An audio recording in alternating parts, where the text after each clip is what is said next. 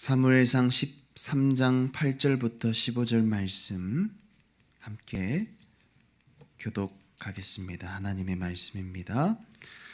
사울은 사무엘이 정한 기한대로 이레 동안을 기다렸으나 사무엘이 길갈로 오지 아니하매 백성이 사울에게서 흩어지는지라. 사울이 이르되 번제와 화목 제물을 이리로 가져오라 하여 번제를 드렸더니 번제 드리기를 마치자 사무엘이 온지라. 사울이 나가 맞으며 문안하매 사무엘이 이르되 왕이 행하신 것이 무엇이냐 하니 사울이 이르되 백성은 내게서 흩어지고 당신은 정한 날에 오지 않고 블레셋 사람 믹마스에 모였음을 내가 보았으므로 이에 내가 이르기를 블레셋 사람들이 나를 치러 길갈로 내려오겠거늘 내가 여호와께 은혜를 간구하지 못하였다 하고 부득이하여 번제를 드렸나이다 하니라. 사무엘이 사무엘에게 이르되 왕이 망령되이 행하였도다. 왕의 하나님 여호와께서 왕에게 내리신 명령을 지키지 아니하였다. 그리하였더라면 여호와께서 이스라엘 위에 왕의 나라를 영원히 세우셨을 것이거늘 지금은 왕의 나라가 길지 못할 것이라.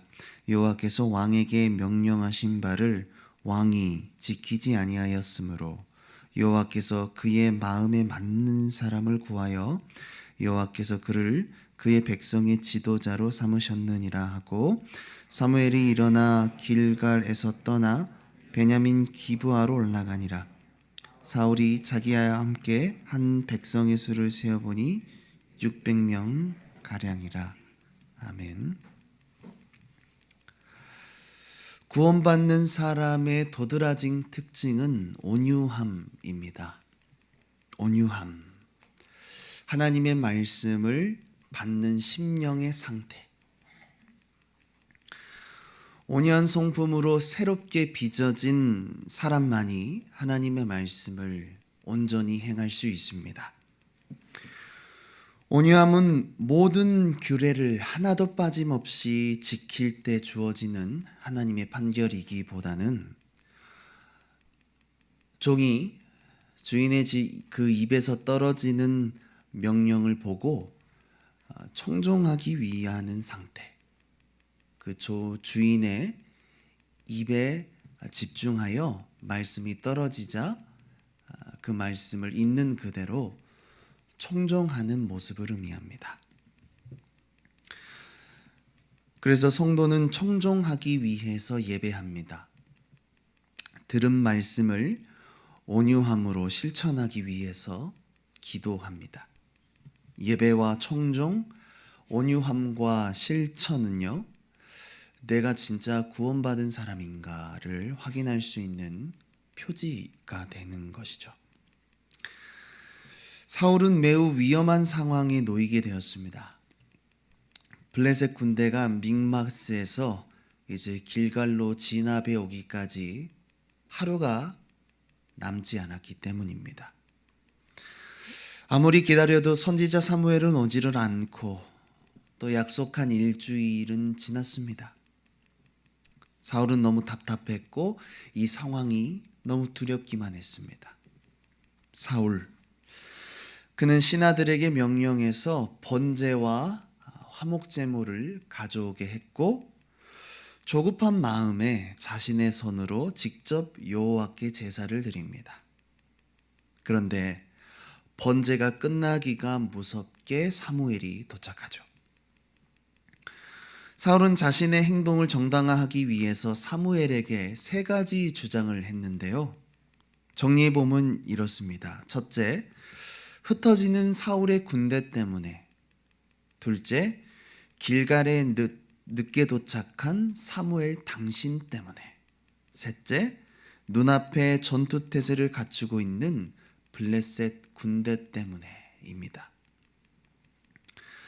그렇다면 사울의 이런 모습에 대해서 사무엘은 어떻게 판단하고 있을까요?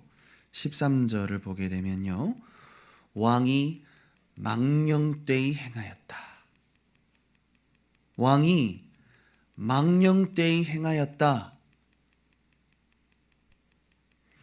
망령되다 히브리어로 사칼입니다. 미련하다, 하나님께 대해서 경솔하고 사악한 행동을 했다. 유대인들은 히브리어를 사용할 때 비슷한 단어를 두 개 대조해서 사용하거든요. 예를 들어서 하나님이 사용하신 단어 중에 둘이 부끄러워하지 않았다라는 단어가 아롬, 근데 뱀이 간교했다, 아룸, 이렇게 비슷한 단어를 사용하고 있는 것처럼 오늘 사칼과 비교되는 단어가 사칼입니다. 망령되이 행하였다, 사칼이라면 주의 깊다, 신중하다, 지혜롭게 처신하다는 뜻의 사칼이 있는데, 지금 우리가 지켜보는 사울의 모습은 사칼, 왕이 미련하게 하나님께 대하여 악하게 행동했다라고 기록을 하고 있는 것이죠. 여러분, 사울의 행동이 그렇게나 잘못된 걸까요? 사울의 입장이 한번 되어보는 겁니다. 예를 들어서 당장의 어떤 문제를 해결해야 할 때 기한이 다 돼서 더 이상 지체할 수 없는 상황에 놓이게 되는 겁니다. 적당한 예를 찾아보자면 시험에 떨어지는 상황이 되었든지, 등록금이 없어서 학교의 재적에 누락되는 상황이 되든지, 그게 취업이든 혹은 가족 중 당장 수술을 해야 되는데 수술 날짜가 예약이 되지 못했다든지, 혹은 사기를 당하고, 혹은 집이 빚으로 넘어가게 되어서 당장 문제를 해결해야 하는데 내 힘으로는 그럴 수가 없어서 불법적인 일을 행하는 거죠. 그런데 주일 예배와 주중 예배는 드리는 겁니다. 그리고 예배가 마쳐지면 교회 문 밖을 나서게 되면 다시 불법을 행하는 겁니다. 바로 이것이 사울의 주장일 겁니다. 블레셋과 전투를 치러야 하는데요, 하나님께 은혜를 구하지 않은 게 생각이 나서 부득이하게 드리는 예배입니다. 사울이 고백하죠. 내가 생각해 보니까 하나님께 은혜를 간구하지 못했네. 부득이하게 번제를 드렸습니다.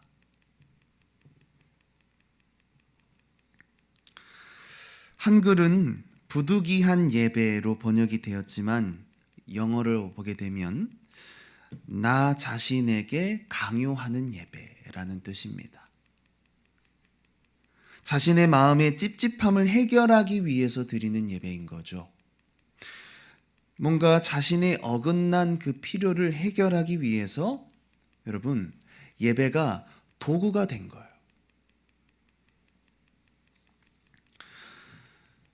사울이 분명 사무엘을 기다린 건 맞습니다.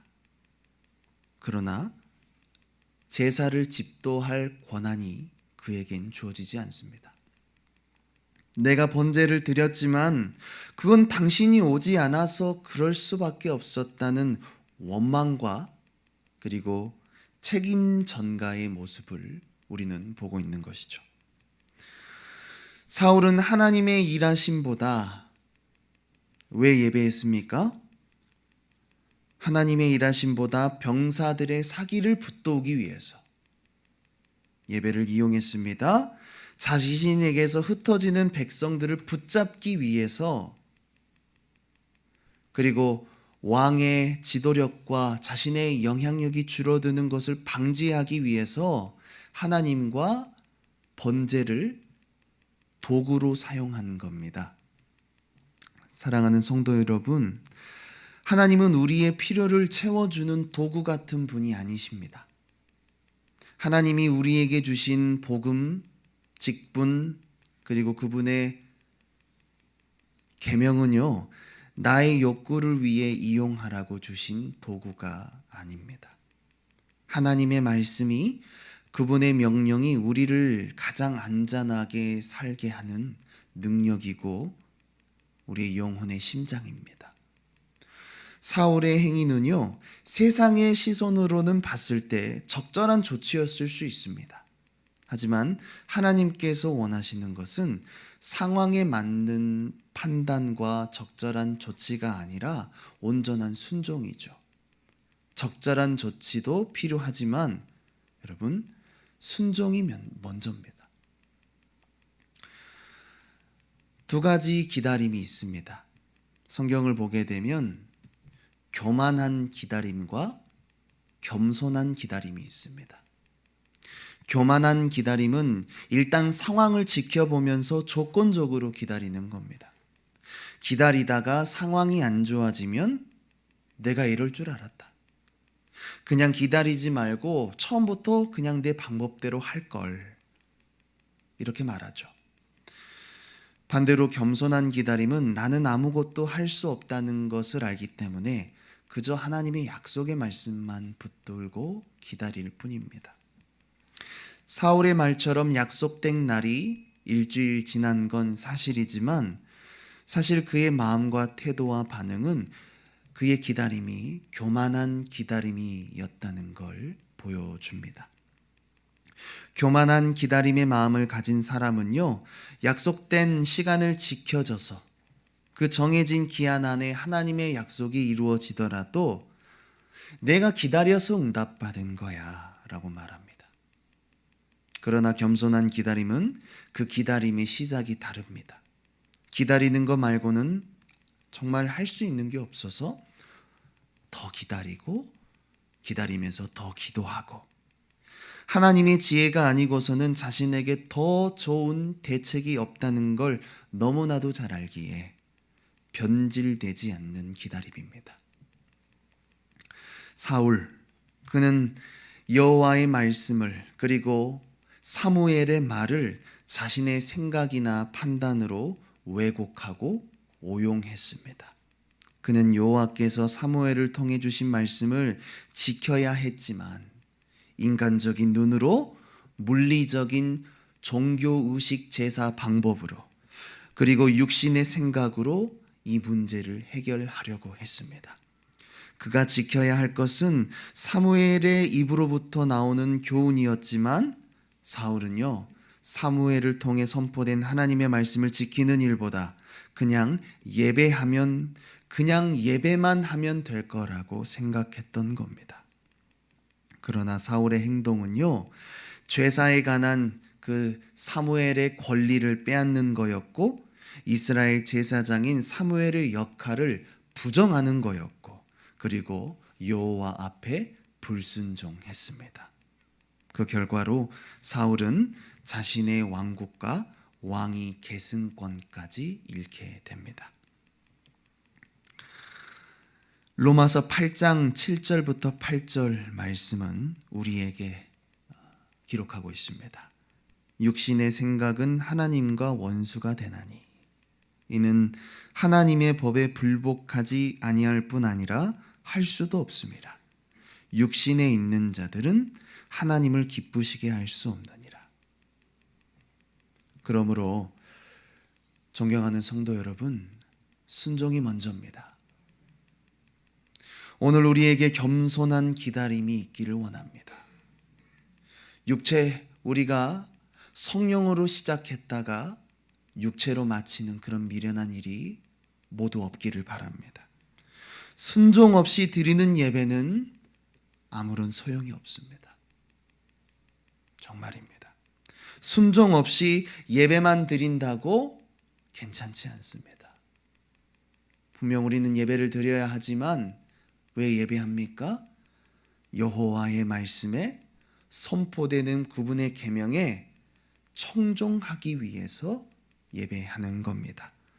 올바르게 선포되는 설교를 생명과 같이 여기고 성령에 사로잡혀 오늘도 하나님을 기쁘시게 하는 승리자로 살아갈 수 있기를 예수님의 이름으로 소망합니다. 하나님 감사합니다. 오늘 말씀을 통하여 온전한 예배자로 하나님의 말씀을 온유함으로 받아 들은 말씀에 청종하게 하여 주옵소서. 교만한 기다림이 아닌 오늘 우리에게 새로운 심령을 허락하셔서 겸손한 기다림으로 하나님이 행하실 일을 기대하며 나의 능력보다 하나님의 지혜로움을 고백하는 좋은 예배자로 오늘 하루를 성령 하나님과 동행하는 승리자의 삶이 되게 하여 주옵소서. 감사드리며 예수님 이름으로 기도합니다. 하늘에 계신 우리 아버지여, 이름이 거룩히 여김을 받으시오며 나라의 임하오시며 뜻이 하늘에서 이루어진 것 같이 땅에서도 이루어지이다.